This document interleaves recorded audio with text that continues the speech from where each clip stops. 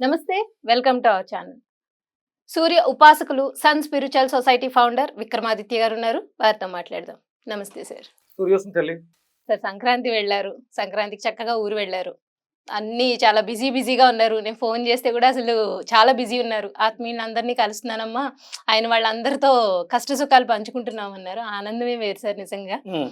అసలు ఎలా sir Sankranti celebrations ఎలా జరిగాయి? మీకు అంటే అర్థం అవ్వాలి. అంటే మీరు సంక్రాంతికి వెళ్ళలేదేమో అని అనిపిస్తుంది. అవును సార్, వెళ్ళలేదు. మీరు కొంచెం నీరసంగా కనిపిస్తుంది. వెళ్ళొచ్చారు కాబట్టి మీరు చాలా హుషారుగా అదే రీఛార్జ్ అయిపోయచ్చు సార్ కదా సార్. ఫుల్ రీఛార్జ్ అమ్మా. అంటే సంక్రాంతి పండగ అంటేనే మన భారతదేశం, అవును సార్. అందులోను ఆంధ్రప్రదేశ్, ఉమ్, తెలంగాణ, గోదావరి జిల్లా. తూర్పు గోదావరి జిల్లాలు, అవును సార్. అంటే తెలంగాణ నుంచి కూడా ఉమ్, వచ్చి ఆనందాన్ని అని ఎంజాయ్ చేస్తూ ఉంటారు. అంటే అవును ఆ సార్. గోదావరి జిల్లాల్లో, ఆ గోదావరి పరివాహక ప్రాంతాలు ఏవైతే ఉన్నాయో సస్యశ్యామలమై అలరారుతూ అందరినీ ఆహ్వానిస్తూ ఉంటాయి. ఆ పచ్చదనం అవును సార్. అద్భుతంగా జరిగింది. అంటే ఇది వరకు, అంటే ఈ ఆధ్యాత్మిక ప్రయాణం మొదలు పెట్టక ముందు ఉమ్, సంక్రాంతి ఒకలా ఉండేది. ఓ, అంటే ఇప్పుడు నాకు ఇప్పుడు ఇంకా నిత్యానుష్ఠానం అవును సార్. ఇవన్నీ ఉమ్, కార్యక్రమాలు నడుస్తూ ఉంటాయి కాబట్టి మా ఇంటికి నాతో మా చెల్లెళ్ళు, అక్కలు, ఉమ్, మేనగోడళ్ళు, ఉమ్, మొత్తం ఇల్లంతా సందడి సందడి. కలకల్లాడుతూ చక్కగా. మా చిన్న మేనగోళ్ళకి పాప పుట్టింది. ఓ, ఆ పాపని ఉమ్, తీసుకుని వాళ్ళు వచ్చేసారు. ఓకే. మా అక్క, అంటే ఇదివరకు మా అక్క వచ్చేది ఉమ్, మా ఇంటికి. ఇప్పుడు ఇప్పుడు అక్క అక్క కూతురు, కూతురు, దాని కూతురు. అదే సార్. అక్క ఇక మనవరాలు. వాళ్ళని చూడడానికి నా చెల్లెళ్ళు, ఉమ్, మా అంతే బంధువు కదా సార్. అవును. సపరివార సమేతం అంతా కూడా మా ఇంట్లో కోలాహలంగానే ఉంది. బాగుంది, చాలా హ్యాపీగా ఉంది. ఉమ్, అంటే అవును సార్. పండగలు జరుపుకోవడంలో ముఖ్య ఉద్దేశం అంటే ఏవో సైంటిఫిక్గా దీనికి పెద్దగా ఏమీ లేదు అది ఇది అంటారు. ఉమ్, పండగ ఆనందోత్సాహాల్ని జరుపుకోవడానికి ఒక కార్యక్రమం. మకర సంక్రమణం.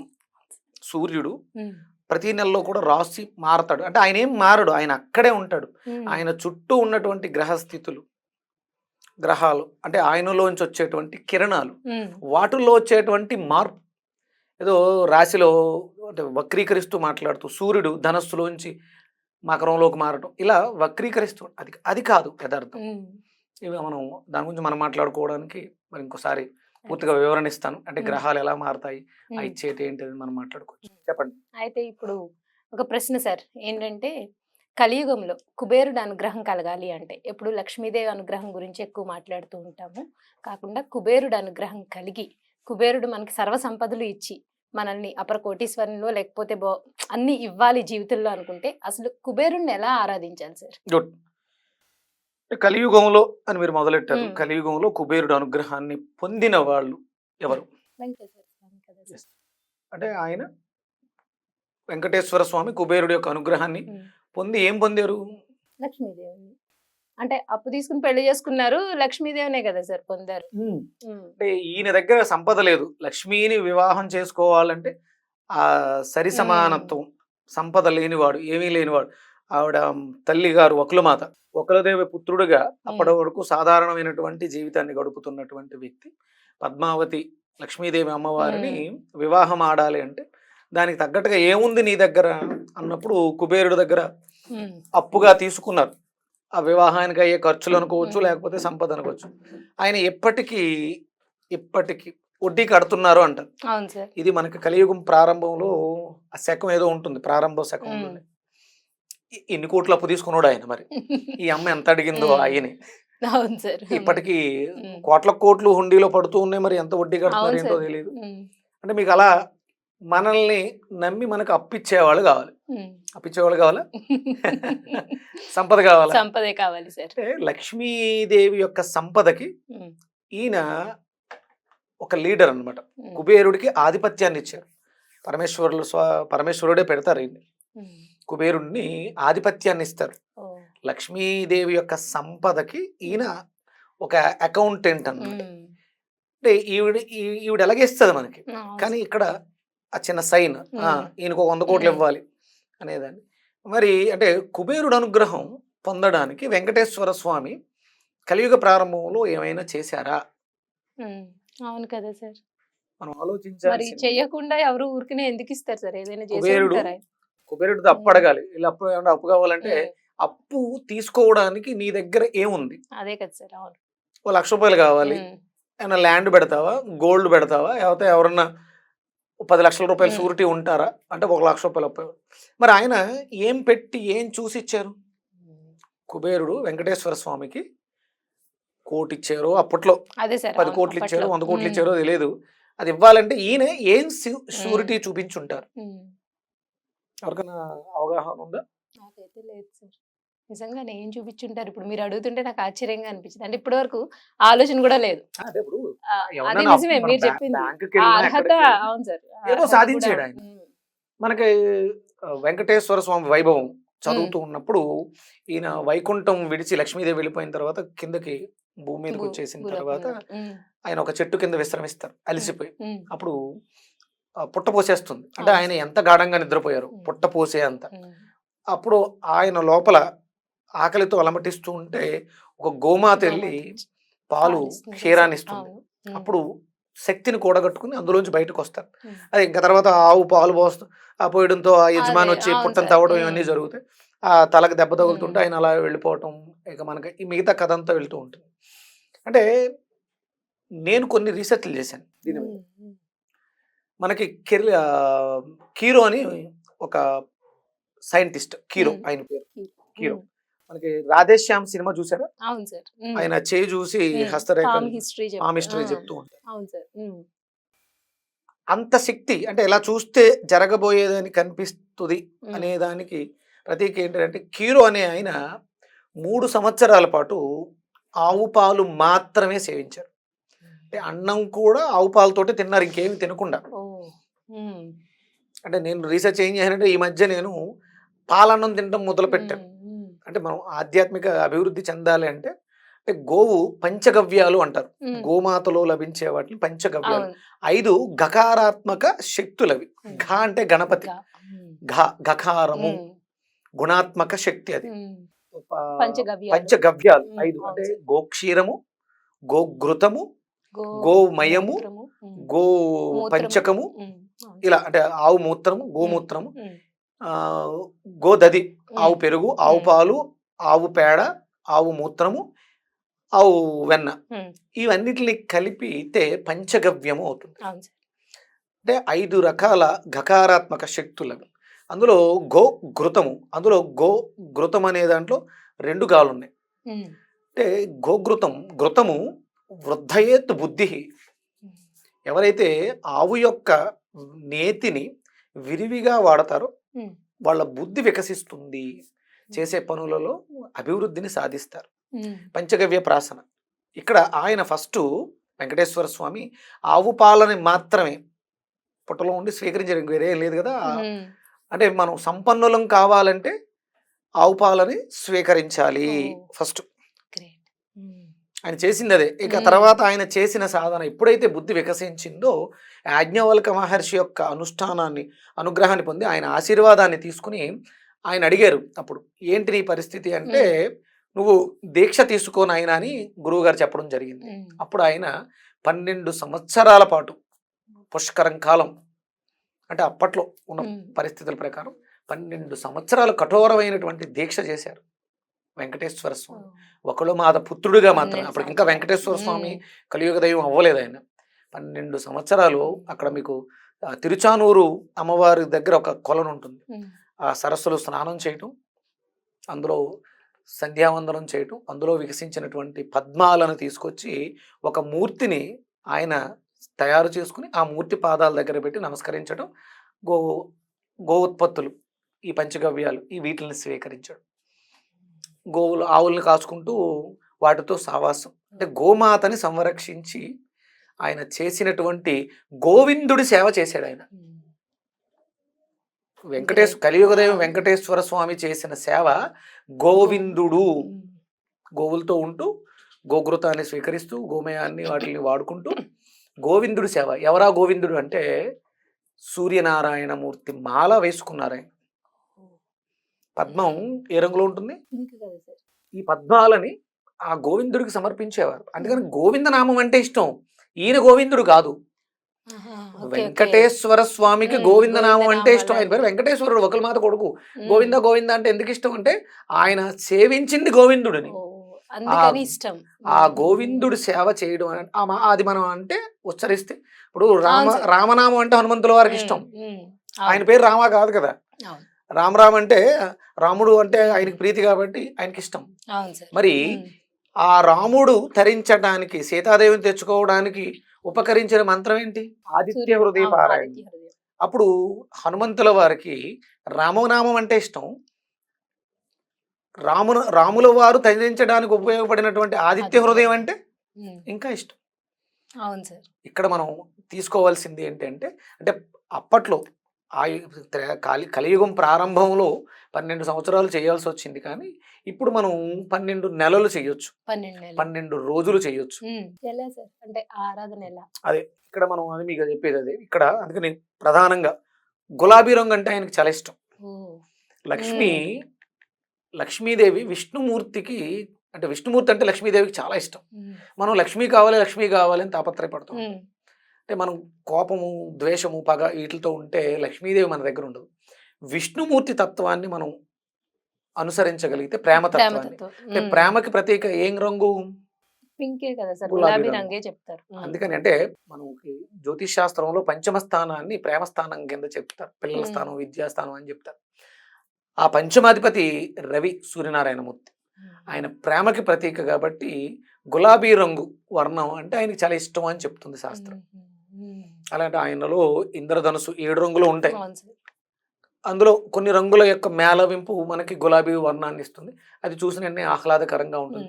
పద్మం కూడా గులాబీ రంగులో ఉంటుంది. అంటే మీకు శ్వేత పద్మాలు కూడా దొరుకుతాయి. ఆయన శ్వేత పద్మ ధరం దేవం, కానీ ఆయనకి పద్మం, గులాబీ రంగు పద్మం అంటే బాగా ప్రీతి కాబట్టి గులాబీ రంగు వస్త్రాన్ని ధరించి దీక్షగా మాలధారణ. ఇప్పుడు అంటే ఇది టైగర్ ఐతో చేసినటువంటి కంకణం. అంటే మనం ఏదైనా వ్రతం చేస్తున్నప్పుడు కంకణం కడతాం, అంటే వీడు కంకణం కట్టుకున్నాడు అంటారు. మనకున్నటువంటి కష్టాలని పారద్రోలాలి అనుకుంటే మనం కంకణం కట్టుకోవాలి.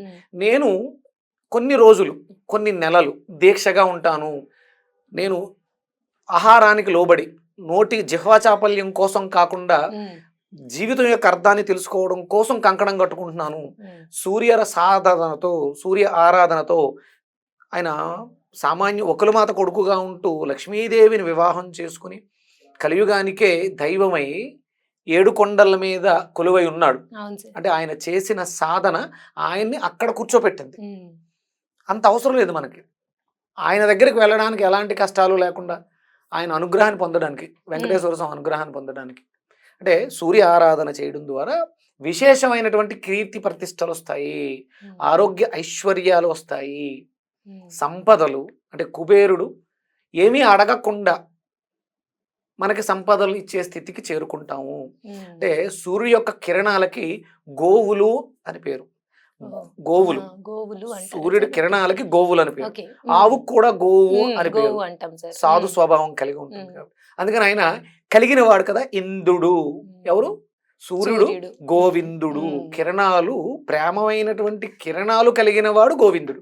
ఆయన సూర్యనారాయణమూర్తి. ఆయన్ని ఆరాధించడం ద్వారా ఆయన తీసుకొచ్చి కోట్లు గుమ్మరించారు. ఇప్పటికీ మనం ఆయన్ని అనుసరించినందుకు 12 సంవత్సరాల పాటు దీక్ష తీసుకున్నందుకు వెంకటేశ్వర స్వామికి పట్టుకెళ్ళి మనం చెల్లిస్తూనే ఉన్నాం, మన ఇళ్లలో ఇలవేలుపుగా కొలుచుకుంటూ ఉన్నాం. అందుకని మనం జీవితంలో అనుకున్నది సాధించాలంటే సూర్య దీక్షలు ప్రారంభించాల్సినటువంటి సమయం ఇది. మహాకుంభమేళా జరుగుతుంది 144 సంవత్సరాలు. మళ్ళీ మనకి పూర్వ వైభవం రావాలంటే ఇప్పుడు మనం సూర్య దీక్షలు ప్రారంభించాలి. నేను ప్రారంభించాను. నేను గత అంటే 11 ఏళ్ళు అయింది. నేను 2013లో మొదలు పెట్టాను సూర్య దీక్ష. ఈ నిరంతరం ఒంటి మీద మాల ఉంటుంది, ఎప్పుడు నిరంతరం ఆ స్వామి నామం తప్ప. నేను మొట్టమొదటిసారి ఒకటి ప్రార్థన చేశాను, నీ శాంతికి నన్ను ఒక సాధనంగా చేయి, an instrument of your peace. నా జీవితాన్ని నీకు నేను అంకితమిస్తున్నాను, నీ కోసం పరితపిస్తున్న నా పేరు దశ దిశల వ్యాప్తి చెందించు అన్నాను. ప్రపంచ వ్యాప్తి కీర్తినిచ్చారు. ఎవరైతే సూర్యుని ఆరాధిస్తారో, ఎవరైతే సూర్యుని అనుసరిస్తారో వాళ్ళ కీర్తి చిరస్థాయిగా నిలిచిపోతుంది. మనకి ప్రత్యక్షంగా రామచంద్రమూర్తి సూర్య ఆరాధన, సూర్య ఉపాసన, ఆదిత్య హృదయ పారాయణం చెప్తుంది. శ్రీకృష్ణ పరమాత్మ మనకు అక్కడ సమంతకమణి, అలాగే ధర్మరాజు, అక్షయ పాత్ర, ఇలా మనం చెప్పుకుంటూ వెళ్ళిపోతే వెంకటేశ్వర స్వామికి పద్మావతిని, ఇంత అద్భుతమైనటువంటి కలియుగ కీర్తిని ఉమ్, సూర్యనారాయణమూర్తి ఇచ్చాడు. ఎవరైతే సూర్యుడిని ఆరాధిస్తారో, సూర్య దీక్షగా తీసుకుని ఉమ్, కేవలం బ్రతకటం కోసం మాత్రమే తింటూ ఆ సూర్య నామస్మరణతో జీవితాన్ని ప్రారంభించి ముగిస్తారో వాళ్ళ జీవితాలు చిరస్థాయిగా నిలిచిపోతాయి. ఉమ్. కానీ సూర్య దీక్షలు అంటే ఇప్పటివరకు చాలా మంది దత్తమాలలని, అవును అయ్యప్ప సార్. మాలలని, వెంకటేశ్వర స్వామి చాలా చేశారు. అవును సార్. అంటే మనకి ఇవన్నీ కూడా మూర్తి స్వరూపాలు. వెంకటేశ్వర స్వామి మనకి విగ్రహ రూపంలో కనిపిస్తారు, దత్తాత్రేయుడు స్వామి విగ్రహ రూపంలో కనిపిస్తారు. మిగతా మనం ఏది తీసుకున్న విగ్రహ రూపమే. కానీ ప్రత్యక్షంగా కనిపించే ఒకే ఒక్క భగవంతుడు సూర్య భగవాన్ భగ సార్. భగ భగ ఆ, ఆయన పేరు ఆ, భగ భగం భగ. అంటూ ఉమ్, మనకు కనిపించే దైవం ఉమ్, సూర్యనారాయణమూర్తి. సూర్యనారాయణమూర్తిని ఆరాధించడానికి నియమాలు అంటే పింక్ కలర్ ప్రేమను ఆహా. వ్యక్తపరచడం. Okay Lakshmi sir. అనుగ్రహం కావాలంటే విష్ణుమూర్తి తత్వం అంటే ప్రేమ. ప్రేమ. అందుకని దానికి చిహ్నంగా మనం గులాబీ రంగు వస్త్రాలు ధరిస్తాం. ఉమ్, కనీసం అంటే ఇప్పటికిప్పుడు మీరు చెప్పాం, రేపు మాఘమాసం వచ్చేస్తుంది, అవును సార్. వస్త్రాలు దొరకవు, ఉమ్, టవల్ ఎన్నా పింక్ కలర్ వేసుకోవచ్చు. ఒక టవల్ అయినా ఆడవాళ్ళు పింక్ ఉమ్, కలర్ చున్నీలు, పింక్ ఉమ్, కలర్ శారీస్ దొరికిన దాంతో దీక్ష అంటూ మొదలు పెట్టండి. ఉమ్, ఇప్పుడు ఇవి శాశ్వతంగా ఉండిపోతాయమ్మా. మనం ఒకసారి తీసుకున్నామంటే జీవితం ఓకే సార్. ఏమి పాడైపోయి మళ్ళీ ఉమ్, మనం ఉమ్, ఈ మాలలు తీసేసి పర్యావరణాన్ని పాడు చేయక్కర్లేదు. స్టాండర్డ్ గా ఉండేటువంటివి క్రిస్టల్ క్రిస్టల్స్. Okay sir. తీసేసుకోండి. ఉమ్, లేదు రుద్రాక్షలు, ఉమ్, పంచముఖ రుద్రాక్ష, మీకు ఏ రుద్రాక్ష దొరుకుతుంది ఆ రుద్రాక్ష పర్మనెంట్ గా. ఉమ్. ఎందుకంటే మనం చేయాలనిపించింది ఒక వారం రోజులు చేయొచ్చు, ఆదివారం టు ఆదివారం. అవును సార్. ఉమ్, ఆడవాళ్ళకి అంటే మరి ఈ మధ్యలో అడ్డొస్తుంది కదా, అవును. 21 రోజు 3 ఉమ్, వారాలు ఉమ్, 3 వారాలు సూర్య దీక్ష చేయొచ్చు. ఉమ్. అలాగే అది చదువుకుంటున్న మాఘమాసంలో పిల్లలకి స్టార్ట్ చేయాలి మాఘమాసం, కదా రేపు సార్. వస్తున్నది ఉమ్, మాఘమాసం. 31. ఇది మహాకుంభమేళ సమయం. అవును సార్. మహాకుంభ. మాఘమాసంలోనే నడుస్తుంది, ఉమ్, మాఘమాసం తర్వాత పూర్తవుతుంది. ఉమ్, మనకి మాఘమాసం ఫిబ్రవరి 28వ 27. తారీఖు ఆ, వరకు ఉంది. 28. అమావాస్య మహాశివరాత్రి అవును సార్. 26, 27, ఉమ్, 28 ఈ దీక్షలు ప్రారంభించుకోవచ్చు. మరి ఇది ఎవరేస్తారు? ఉమ్, అవును సార్. మాల ఎవరితో ఉమ్, వేయించుకోవాలి? ఉమ్. తల్లిదండ్రులతో వేయించేసుకోవచ్చు. తండ్రి కారకుడు ఓహో, సూర్యుడు. ఓకే. మీ ఉమ్, ఇంట్లో మీ తండ్రి గారు, ఎవరింట్లో వాళ్ళు చక్కగా. ఎవరింట్లో వాళ్ళు లేరు, ఉమ్, తల్లిదండ్రులు లేరు, తండ్రి లేడు, మామగారితో వేయించుకోవచ్చు. ఉమ్, మామగారు కూడా లేరు, మీకు తండ్రి సమానులు, వయసులో పెద్దవాళ్ళు, మన అభివృద్ధిని కోరుకునేవాళ్ళు, మన మంచిని కాంక్షించేవారు, వాళ్ళతో వేయించుకోవచ్చు. లేదు దేవాలయంలో ఏ పౌరోహిత్యం సంధ్యావందనం చేసే ఏ పురోహితుడైనా కూడా మన ఉమ్, మేలు కోరుకునేవాడు ఎవరైనా సరే ఈ మాల వాళ్ళతో వేయించుకోవచ్చు. ఉమ్, ప్రత్యక్ష భగవానుడు సూర్యోదయ సమయంలో ఆదివారం ఉదయం ఉమ్. మాలధారణ చేసుకుని శనివారంతో పూర్తవుతుంది. ఆదివారం ఆయనకి నివేదన చేసి మాల తీసేయాలంటే తీసేసుకోవచ్చు, లేదంటే ఉంచేసుకోవచ్చు కదా. ఉంచుకోవచ్చు. ఉమ్, అంటే ఇక మనం అనునిత్యము కూడా సూర్యదీక్షలో ఉన్నాం. ఎందుకంటే ఉమ్. ఆయన ఆయన లేకుండా ఆయన రాకుండా మన అవును పని సార్. జరగదు కాబట్టి ప్రతినిత్యము కూడా ఉమ్, ఆయన 12 సంవత్సరాలు పుష్కరంలో ఉదయం మధ్యాహ్నం సాయంత్రం 3 పూట్ల సంధ్యావందనం చేసి ఉమ్, పద్మాలను సమర్పణ చేశాడు కాబట్టి పద్మావతిని వరంగా పొందాడు. ఉమ్, అలా అందరి జీవితాల్లో లక్ష్మి స్థిరంగా ఉండాలి అంటే ఉమ్. సూర్య ఉపాసనలు పెరగాలి, సూర్య ఆరాధనలు పెరగాలి.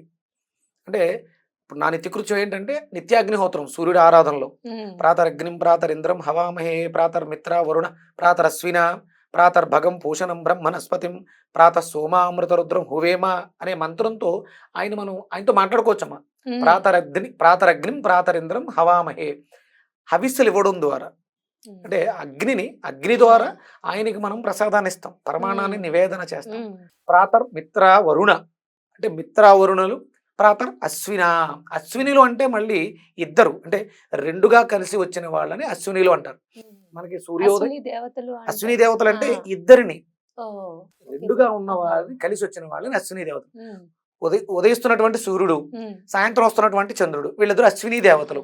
అంటే సూర్యాస్తమయానికి చంద్రోదయానికి ఉమ్, మధ్యలో ఉమ్. నడుస్తున్న కాలాన్ని అశ్విని కాలం అంటారు. అశ్విని దేవతలు, తదాస్తు దేవతలు ఆ ఉమ్. సంధి కాలంలో సంధ్యావందనం చేయడం విశేషమైనటువంటి ఫలితాన్ని ఇస్తుంది. సూర్యోదయ సమయం మన సూర్యోదయం అవుతుంది, ఆ. అక్కడ చంద్రాస్తమయం జరుగుతుంది, అది మనం ప్రాతకాలం. ఉమ్. అలాగే సూర్యాస్తమయం, చంద్రోదయం చంద్రోదయం. ప్రాతకాలం. అవును సార్. ఈ సమయాల్లో మనం సంధ్యావందనం చేయడం, సూర్య నమస్కారం చేయడం, ఉమ్, అగ్నిహోత్రం చేయడం. ఉమ్. వీలైంది మాల వేసుకున్నారు, నిత్యాగ్నిహోత్రం చేయగలిగితే చిన్న హోమగుండం పెట్టుకుని ఇంట్లో 16 ఆహుతులతో హోమం చేసుకోవచ్చు. కుదరలేదు ఏం ఉమ్, పర్లా, ఉమ్. ఓ 10 మంది కలిసాం మాల వేసుకున్నాం. మీ దేవాలయంలో అక్కడ యజ్ఞకుండం ఉంటుంది, ఆ పంతులు గారిని ఉమ్. వీలైతే రోజు చేయమనొచ్చు, లేదు అవును సార్. వారానికి ఆదివారం హోమం చేయించుకోవచ్చు. ఉమ్. ఇవన్నీ భగవంతుడు మనకి ఇచ్చినటువంటి సౌలభ్యాలు ఇలాగే చెయ్యాలి కాదు, అవును ఎంత సార్. చేసుకుంటే అంత. ఉమ్, ఉమ్. కానీ అందరూ చేయాలి. ఎందుకంటే రాబోతున్నది చాలా ప్రకృతి విలయతాండవం చేసేస్తుంది. ఓ. క్యాన్సర్స్, అనారోగ్య సమస్యలు చాలా అమ్మో. ఎక్కువైపోతున్నాయి. ఓ. కిడ్నీ ఫెయిల్యూర్స్ ఎక్కువైపోతున్నాయి. Liver um, problems. వీటిలన్నిటి నుంచి మనల్ని మనం రక్షించుకోవాలి అంటే మనం అంటే నేను దీక్ష తీసుకోవడం కాదు, నేను దీక్ష తీసుకుని చేసే పనుల వల్ల పర్యావరణం రక్షింపబడుతుంది. ఉమ్. యజ్ఞయాగాది క్రతువులు చేయాలి, ఇది ధర్మం. ఉమ్, సూర్యుడు ధర్మాన్ని అనుసరించిన వాళ్ళని రక్షిస్తాడు, ఉమ్. ఆయన శక్తినిస్తాడు. అందుకని అందరూ కూడా సూర్యదీక్షలు పెదలు.